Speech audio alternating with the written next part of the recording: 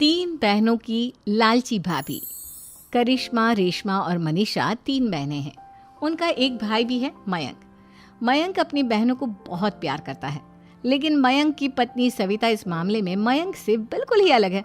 वो अपनी ननदों का जितना बुरा कर सकती है उतना बुरा करती ही रहती है और अपनी ननदों पर हुक्म भी चलाती है। करिश्मा, करिश्मा, तुमने अभी तक नाश्ता नहीं बनाया? तुम्हारे भैया को ऑफिस जाने में देर हो रही है। हाँ भाभी, बस अभी बनाती हूँ। करिश्मा, तुम ये ढीलापन छोड़ दो। कल को पराए घर जाना है।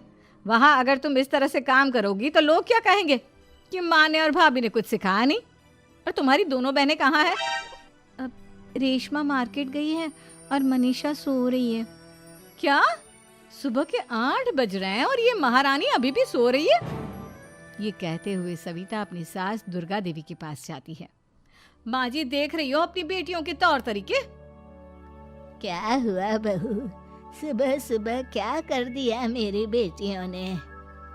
अरे एक तो अभी अभी उठकर किचन में गई है, दूसरी सुबह सुबह बाहर चली गई और तीसरी अभी तक सो रही है। क्या करूं मैं इन तीनों का? मैं तो परेशान हो गई हूँ। जा जाकर उठा उसे और रेशमा से मैं बात करती हूँ। सविता सीधा मनीषा के कमरे में जाती है और उससे कहती है, महारानी जल्दी उठो, सूरज सर पर आ गया है। भाभी थोड़ी देर और सोने दो ना, मैं रात को लेट सोई थी। वो क्या ना, यूनिट टेस्ट चल रहे हैं। शराफत से उठती है या नहीं, या फिर पानी की भरी बाल्टी डालूं तेरे ऊपर? नहीं नहीं भाभी, मुझे बिस्तर में नहीं नहाना, उठती हूँ मैं। मनीषा जल्दी से उठकर बाथरूम में चली जाती है। सभी आराम से बैठकर नाश्ता कर रहे होते कि तभी रेशमा बाजार से हाथ में सामान लिए आ जाती है। रेशमा को देखते ही सविता उस पर बरस पड़ती है।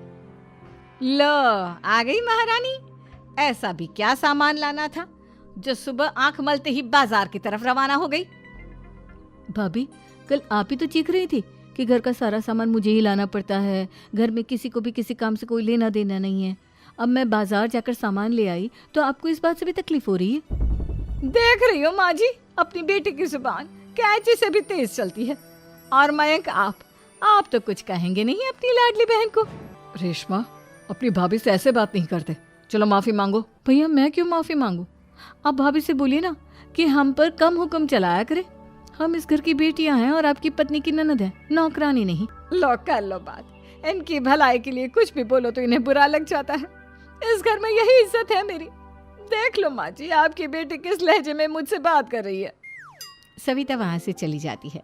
मयंक को बहुत गुस्सा आता है, वो भी वहां से